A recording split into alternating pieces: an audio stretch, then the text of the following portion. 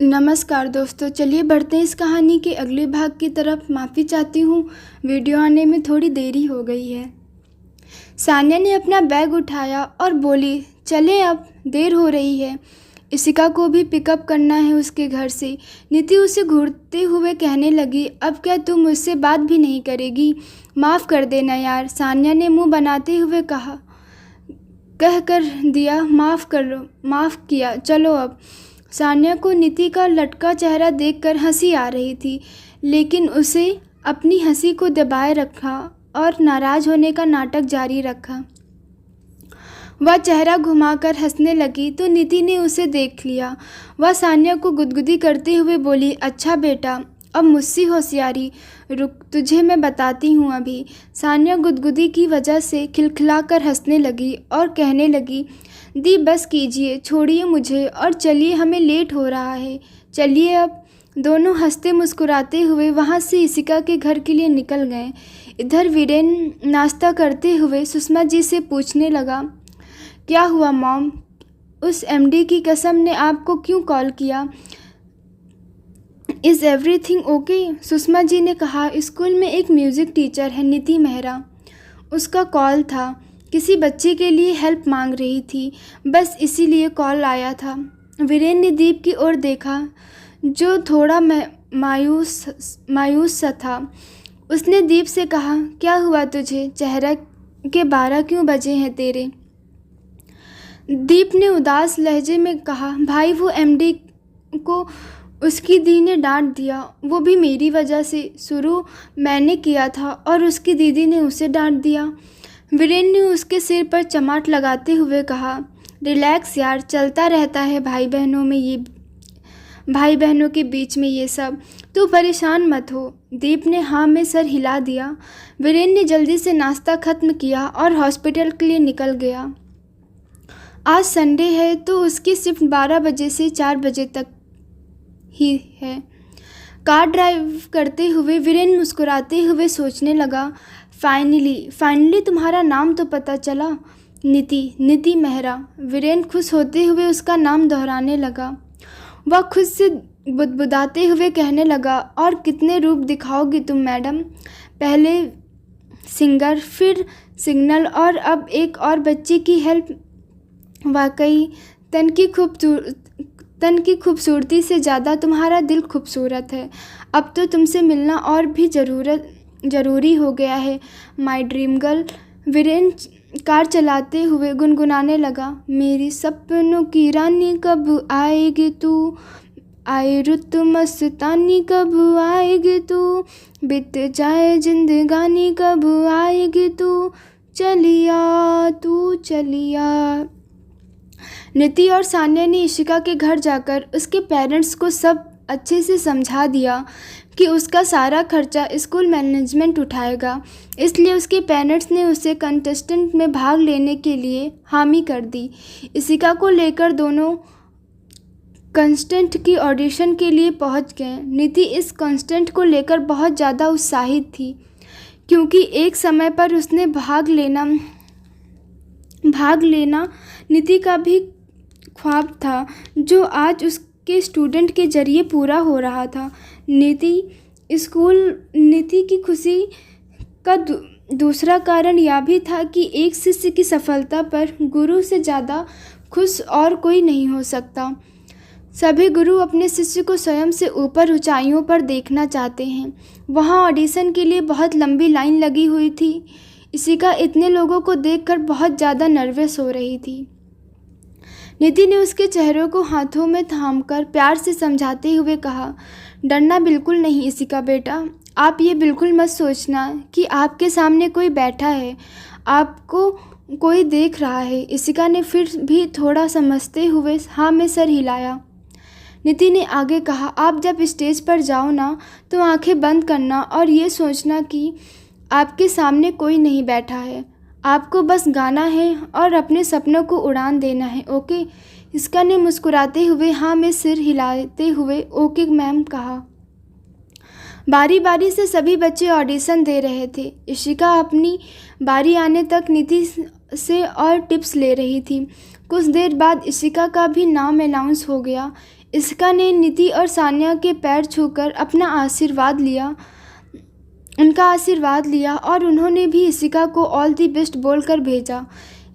Ishika stage पर चली गई और नीति व सान्या बैक स्टेज खड़े होकर उसके लिए भगवान से प्रार्थना कर रही थी। वह स्टेज पर पहुंचकर एकदम से नर्वस हो गई। उसके बाद उसने नीति की सिखाई बातें याद कर ठीक वैसा ही किया जैसा नीति ने कहा था। उसने आंखें बंद की और गाना शुरू किया। ईश्वर सत्य है, सत्य ही शिव है, शिव ही सुंदर है, जागो उठ कर देखो, जीवन ज्योति उजागर है, सत्यम शिवम सुंदरम।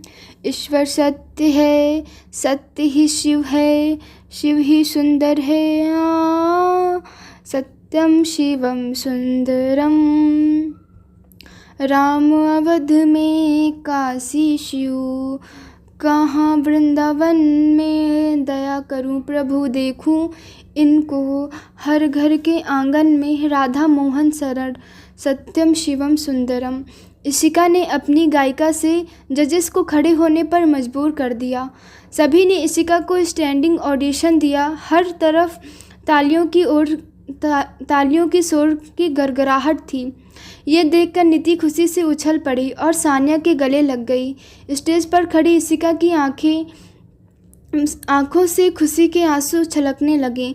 शो को जज रोहन कपूर, शिखा वीरानी और त्रिशा चटानी कर रहे थे। शो के होस्ट अर्नव भी स्टेज पर आ गए। उन्होंने सबसे पहले जज त्रिशा से इशिका की परफॉर्मेंस के बारे में पूछा। Trisha, hello Ishika, hello ma'am. Trisha, you know Ishika बेटा, आपने इतना टफ सॉन्ग चूज़ किया है, वो भी ऑडिशन राउंड के लिए। Ishika, yes ma'am. Trisha, how? Ishika, इसमें बहुत ऊंचे नोट्स हैं मैम, सीखते टाइम बहुत मुश्किल हुई थी, लेकिन मेरे गुरु ने जब मुझे इस कॉन्स्टेंट के लिए प्रिपेयर किया था तो उन्होंने कहा था कि पहली ही बार में ऐसा धमाल मचाना है कि जजेस का दिल जीत लो। उन्होंने मुझ पर बहुत हार्ड वर्क किया है मैम। रोहन, कौन है आपका गुरु? इशिका, मिस नीति मेहरा। रोहन, क्या वो आई हैं आपके साथ? इशिका, यस सर, वही मुझे यहाँ लेकर आई हैं। शिखा, क्या बात है। तो इशिका बेटा, आप बुलाइए अपनी गुरु माँ को यहाँ, हम भी मिलना चाहते हैं उनसे। इशिका ने उनकी बात मानकर माइक में नीति का नाम अनाउंस किया। सान्या ने कहा, जाइए दी, आपको बुलाया है उन्होंने। नीति भागकर स्टेज पर आई और उसकी खुशी का कोई ठिकाना ही नहीं था। उसे देख सभी चौंक गए। त्रिशा हैरानी से, आप हैं इनकी गुरु माँ? नीति माइक में हाथ लेके, जी मैम। शिखा, अनबिलीवेबल, हाउ आप इतनी सी एज में इतनी हाई लेवल सिंगिंग सिखाती हैं, सुपर्ब। उन्होंने नीति के लिए तालियां बजाई। नीति झुककर, thank you so much ma'am. Rohan, miss Mehra, आपने ऑडिशन के लिए इतना टफ सॉन्ग चूज़ क्यों किया? आप जानती हैं ना कि एक भी नोट्स गलत लगता तो ये शो से बाहर हो सकती थी। नीति, एक्चुअली सर, इशिका की आवाज़ और सिंगिंग क्लैरिटी इतनी हाई है कि ये बड़े नोट्स भी ईज़िली कैच कर लेती है, और मेरा मानना है कि अगर तुम बड़ा करने का दम रखते हो तो बड़ा करो। हारने के डर से खुद को निचले पायदान पर मत रखो। रोहन ताली बजाते हुए, क्या बात है मिस मेहरा, बहुत अच्छी सोच रखी है आपने। त्रिशा, मिस मेहरा, एक रिक्वेस्ट है आपसे। इशिका का सॉन्ग तो हमने सुन लिया और आज आप भी यहाँ हैं, तो क्यों ना दोनों एक परफॉर्मेंस साथ में हो जाए। सभी ने जवाब में तालियां बजा दी। नीति और इशिका ने एक साथ पुनः सत्यम शिवम सुंदरम गाना शुरू किया। उनकी आवाज़ पर जजेस मंत्रमुग्ध हो गए। उन्होंने खुद स्टेज पर जाकर इशिका को ऑडिशन राउंड में सेलेक्ट होकर आगे की जर्नी के लिए मेडल पहनाया। इशिका ने तीनों जजेस के पैर छूकर उनका आशीर्वाद लिया और नीति के गले लग गई। वो लोग स्टेज के वापस आए और नीति ने सान्या को कसकर गले लगा लिया और रोने लगी। नीति बहुत ज़्यादा खुश थी कि उसकी खुशी संभले नहीं संभल रही थी। इशिका को वापस उसके घर छोड़कर सानिया और नीति अपने घर चली गईं। रास्ते में कुछ लोग नीति को बार बार देखते, लेकिन उन्हें समझ नहीं आया। नीति को यह बहुत अजीब लग रहा था।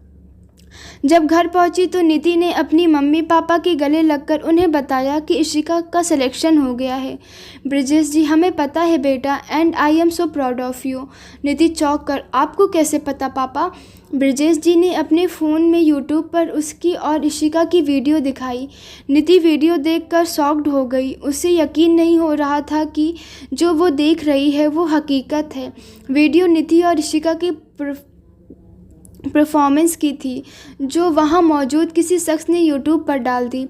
सानिया ने नीति के चेहरे पर आश्चर्य के भाव देखकर उसके हाथ से फ़ोन लिया और वह भी देखकर शॉक्ड रह गई कि मात्र 4 घंटे पहले की वीडियो पर मिलियंस व्यू और लाइक्स हैं। उसके मुंह से खुद ब खुद निकल गया, ओह माय गॉड, मेरी एमडी की कसम दी, आप तो बड़े स्टार बन गए।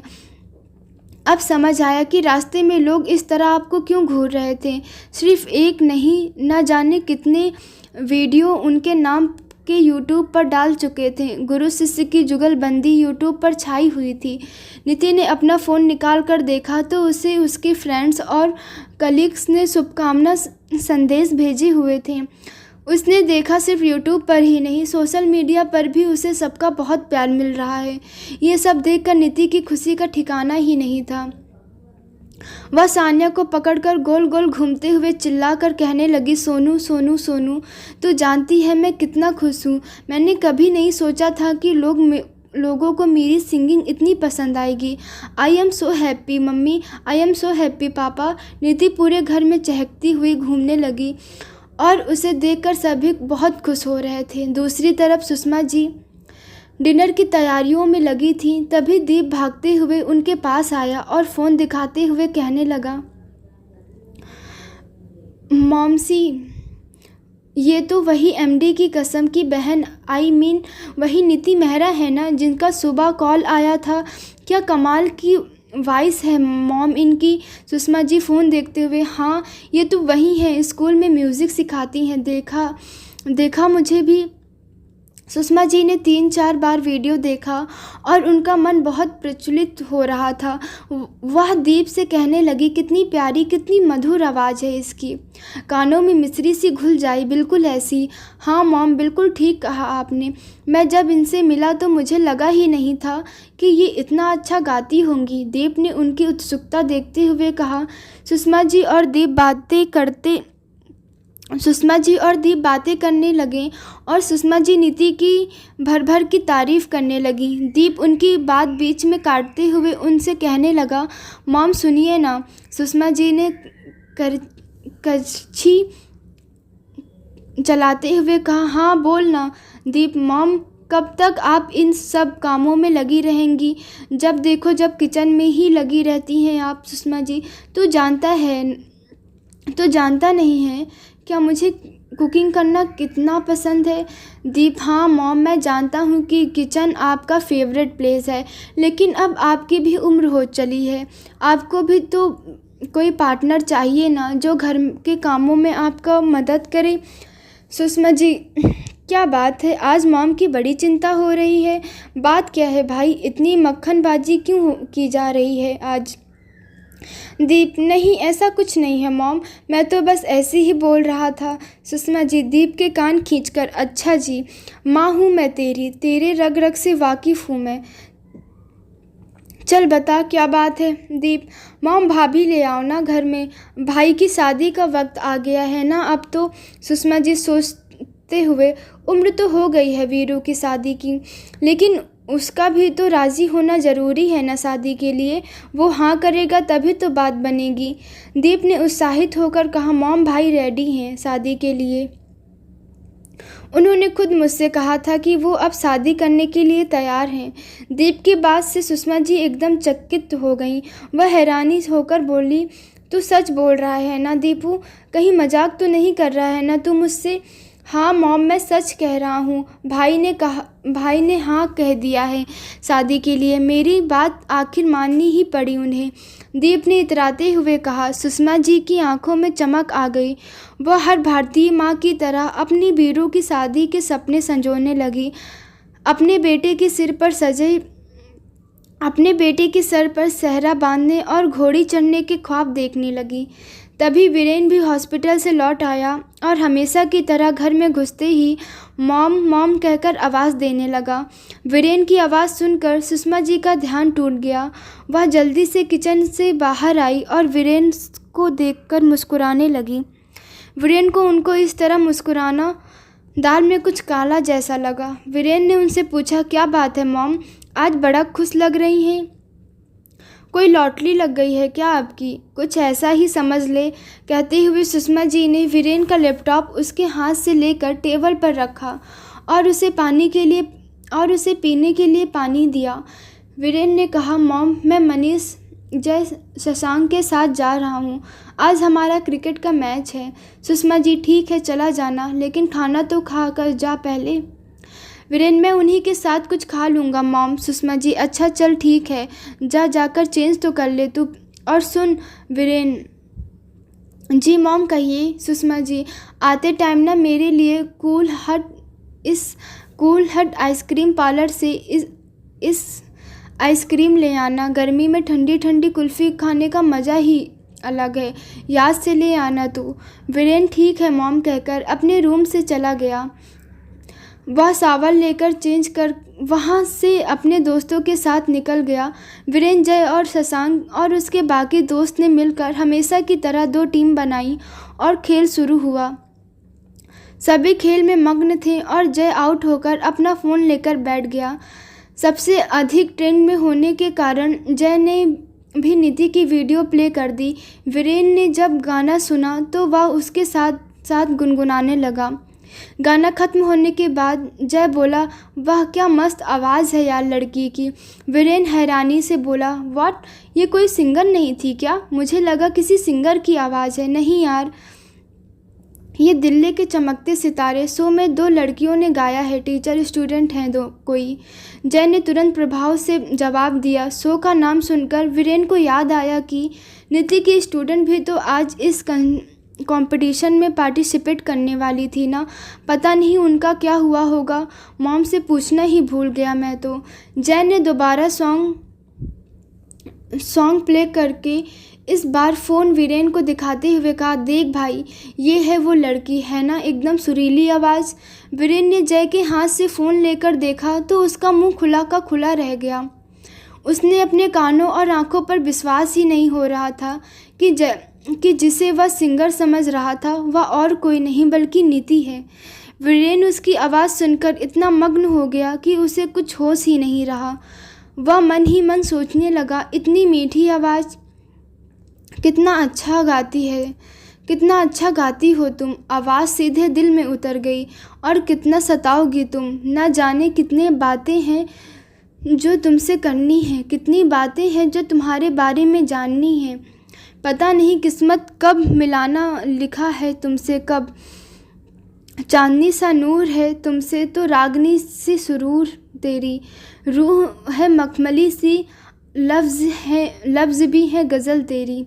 वीरेन नीति के गाने में इतना मग्न था कि उसका मैच पर कोई ध्यान ही नहीं था। पहली बार उसकी टीम हार गई और उसके सभी टीम मेट्स का मुंह उतर गया। लेकिन वीरेन पर आज हार का कोई असर ही नहीं हुआ। जय मुंह बनाते हुए कहने लगा, क्या यार वीरेन, हरा दिया ना। वीरेन पानी पीते हुए बोला, रिलैक्स जय, it's just like friendly match. इतना सीरियस क्यों ले रहा है? मैच है, हार जीत तो चलती रहती है यार। जय और मनीष उसके मुंह की ओर हैरानी से देखते हुए एक साथ बोले, ये तू कह रहा है Viren? I can't believe this. Viren car की चाबी घुमाते हुए बोला, तो मत करो यकीन। किसने बोला है यकीन करने को? वीरेन हंसते हुए वहाँ से निकल गया और उसके फ्रेंड उसकी आंखें बड़ी किए देखते रह गए, क्योंकि वो क्योंकि वो सभी जानते थे कि वीरेन को हारना पसंद नहीं और आज वो हार कर भी खुश हो रहा था। सबके लिए यह बचने लायक बात नहीं थी। वीरेन और उसके दोस्त ने साथ में गप्पे मारते हुए डिनर किया और अपने अपने घर चले गए। वीरेन घर पहुंचा तो देखा सुषमा जी हॉल में बैठी उसी का इंतज़ार कर रही थी। वीरेन उनके पास जाकर बोला, आप सोई नहीं मॉम अभी तक? सुषमा जी उसके गालों को खींचते हुए जैसे ही कुछ बोलने को हुई कि तभी रणधीर जी भी वहाँ आ गए। वह हाथों को पीछे की तरफ बांधते हुए कहने लगे, तुम जानते नहीं क्या अपनी मॉम को? जब तक तुम वापस नहीं आ जाते इन्हें कहाँ नींद आने वाली है। डैड आप भी नहीं सो पाए मेरी वजह से, वीरेन ने मुंह लटकाते हुए कहा। सुषमा जी मुंह मत बना तू, सो गए थे तेरे पापा तो शायद गाड़ी की आवाज़ से जागे होंगे या प्यास लगी होगी। वीरेन, डैड। रणधीर जी हंसते हुए, सुषमा जी अगर मम्मियाँ आपके जैसे हो ना तो कोई बच्चा अपने पापा से कभी डरे ही ना। सुषमा जी, तो आप क्या मेरे बच्चे को डराना चाहते हैं? रणधीर जी, जी बिल्कुल, पिता का थोड़ा खौफ होना तो बनता है। वीरेन, बिल्कुल सही कहा डैड, आपका खौफ भी है और आपका प्यार भी। आप जाकर सो जाइए। मॉम आप भी सो जाइए। सुषमा जी, हाँ ठीक है, तू भी जाकर सो जा। Viren, good night mom. Good night dad, love you both. Good night, love you बेटा। सुषमा जी और रणधीर जी दोनों एक साथ बोले और सभी अपने अपने रूम में चले गए। वीरेन के लबों पर नीति की ही लफ्ज़ थे। आज उसकी आंखों से नींद बिल्कुल गायब थी। उसने अपने हेडफोन लेकर उन्हें फ़ोन से कनेक्ट करने की कोशिश की, लेकिन आज उसकी हेडफोन भी धोखा दे गई। वीरेन ने सोचा, बिना हेडफोन के मैं मिस रुंझुन नीति को गाना कैसे सुन पाऊँगा। एक काम करता हूँ, दीपू के हेडफोन ले आता हूँ, वो तो सो गया होगा अब तक। वीरेन दबे पांव से दीप के कमरे में गया और देखा वह बड़ी गहरी नींद में सोया था। वीरेन ने उसकी टेबल से हेडफोन लिया और चुपके से ही अपने कमरे में वापस आ गया। वीरेन ने हेडफोन लगाए और नीति का गाया हुआ गाना रिपीट मोड पर डालकर आंखें बंद करके बेड पर लेट गया। वह बंद आंखें से ही अपनी नज़रों के सामने नीति को गाते हुए देख पा रहा था। वह खुद से ही बुदबुदाते हुए कहने लगा, यार कितना अच्छा तो गाती हो तुम। ऐसा लग रहा है जैसे कानों में मिश्री सी घुल रही हो। इतनी प्यारी आवाज़ तो मैंने किसी की नहीं सुनी, कसम से। कुछ सोचकर वीरेन उठकर खड़ा हुआ और सॉन्ग को नीति के चेहरे पर पास कर उसकी तस्वीर से बातें करने लगा। तुम जानती हो मिस रुंझुन, मैं तुमसे तब से मिलना चाहता हूँ जब से तुम्हें पहली बार स्कूल में बच्चों को सिंगिंग सिखाते देखा था, पर मैंने सोचा भी नहीं था कि तुम इतना कमाल का गाती हो। मैं तो सच में फ़ैन हो गया हूँ तुम्हारा। फ़ैन या दीवाना, आई डोंट नो। शर्माते हुए, अब शायद भगवान को भी मुझ पर तरस आ ही गया जो मुझे फाइनली तुमसे इस तरह मिलाया। कहते हैं ना, जब आप इश्क में हो तो आप हर को कम कर जाते हैं जो आपने कभी नहीं किया होते। रातों की नींद, दिन का चैन, सब खो जाता है। वीरेन का भी कुछ यही हाल था। उसने फिर से गाना प्ले किया और फ़ोन को अपने सीने पर रख कर लेट गया। गाना सुनते सुनते न जाने कब वह नीति के ख्वाबों में डूब गया और नींद ने भी उसे अपनी आगोश में भर लिया। अगले दिन वीरेन उठा तो उसे पहले सुषमा जी ने उसके कपड़े कबर्ड से निकाल कर रख दिए थे ताकि वीरेन कमरे का कबाड़ खाना न कर दे। वीरेन उठा और नहा धोकर तैयार हो गया, नीचे आ गया। दीप अपने फ़ोन में लगा हुआ था और रणधीर जी अपने लैपटॉप लिए काम में लगे हुए थे। Good morning mom, good morning dad, good morning छोटे, कहते हुए वीरेन अपनी कुर्सी पर बैठ गया। सबने उसे गुड मॉर्निंग विश का जवाब दिया। वह अभी तक सत्यम शिवम सुंदरम ही बार बार गुनगुना रहा था। सुषमा जी नाश्ता टेबल पर लगाते हुए कहने लगी, सभी अपने फ़ोन लैपटॉप साइड में रख दो अब और ब्रेकफास्ट करो पहले, मुझे भी स्कूल जाना है जल्दी। वीरेन, जी मॉम। दीप, मॉम मेरे हेडफोन कहाँ हैं? मैं सुबह मॉर्निंग वॉक के लिए जा रहा था तो मेरे रूम में नहीं मिले, आपने देखा है क्या? सुषमा जी, नहीं तो मैं तो तेरे रूम में गई ही नहीं सुबह से। दीप, भाई आपने देखा? दीप की बात सुन के वीरेन एकदम खांसने लगा और सुषमा जी को देखने लगा। वीरेन जूस पीते हुए, सॉरी यार, मैं रात को लाया था और वापस करना भूल गया, मुझे पता ही नहीं चला कब गाने सुनते सुनते नींद आ गई मुझे। दीप, ये बात है, तभी आपके अंदर की लता मंगेशकर जाग उठी है। वीरेन नाक सिकोड़ते हुए, ऐसा कुछ नहीं है, समझा? दीप, तो कैसा है भाई? वैसे ये गाना तो सुना सुना लग रहा है ना मॉम? सुषमा जी, अरे ये वही है जो कल ऑडिशन में नीति ने गाया था। दीप, अरे हाँ, क्या कमाल का गाया था ना मॉम, आवाज़ में सच में जादू है, जादू। रणधीर जी, और भाई कोई मुझे भी बताए कौन है नीति, कौन सा गाना? सुषमा जी ने उन्हें नीति के बारे में बताया और उसकी तारीफ़ सुनकर वीरेन के चेहरे की मुस्कान बढ़ने लगी, जिसे सुषमा जी ने भी नोटिस किया। नाश्ता करने के बाद वीरेन अपने हॉस्पिटल के लिए और रणधीर जी अपने ऑफिस के लिए निकल गए। सुषमा जी ने दीप से कहा, दीपू तू फटाफट से रेडी होकर आज स्कूल चलना है तुझे मेरे साथ। मॉम, आप इस एस में भी मुझे स्कूल लेकर जाएंगी? दीपू ने मुंह बिचकाते हुए कहा। सुषमा जी ने उसके कान खींचते हुए कहा, हाँ, तुझे सच में स्कूल भेजने की ज़रूरत है। जवान तो तेरी कैंची जैसी चलती है।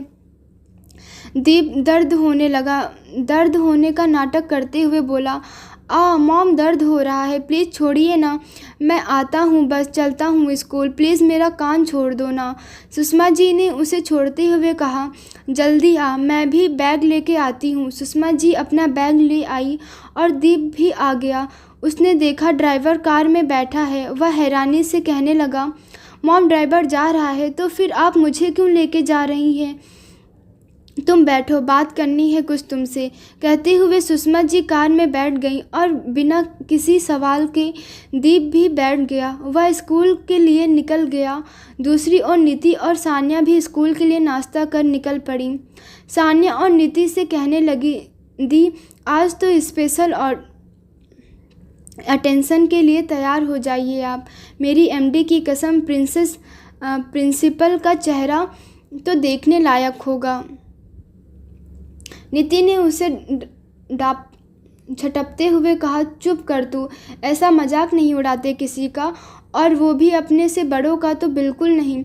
सान्या मुंह बनाते हुए बोली, जो मेरी देवी माँ, एक माधुरी माँ और एक मेरी दी माँ, मुझे तो बस आप दोनों का ही सहारा है। रास्ते में दीपू सुषमा जी से पूछने लगा, मॉम अब तो बता दीजिए क्या बात है, आप मुझे स्कूल क्यों लेके जा रही हैं अपने साथ? सुषमा जी ने मुस्कुराते हुए दीप से पूछा, तुझे नीति मेहरा कैसी लगी? सुषमा जी के इस सवाल से दीपू एकदम चौंक गया, क्योंकि कोई भी माता पिता अपने बच्चों से किसी लड़की को लेकर ऐसा सवाल करे तो आश्चर्य और चिंता का मिला जुला भाव आना अस्वाभाविक है। दीप चौंक कर, व्हाट, नीति मेहरा डेड सिंगर? सुषमा जी ने हाँ में सर हिला दिया। दीप, अच्छी हैं, अच्छा गाती हैं। सुषमा जी मुंह लटकाकर, बस। दीप, हाँ सुंदर हैं एंड काफ़ी अच्छी भी गाती हैं, और क्या। सुषमा जी, वीरू के लिए वो लड़की कैसी रहेगी?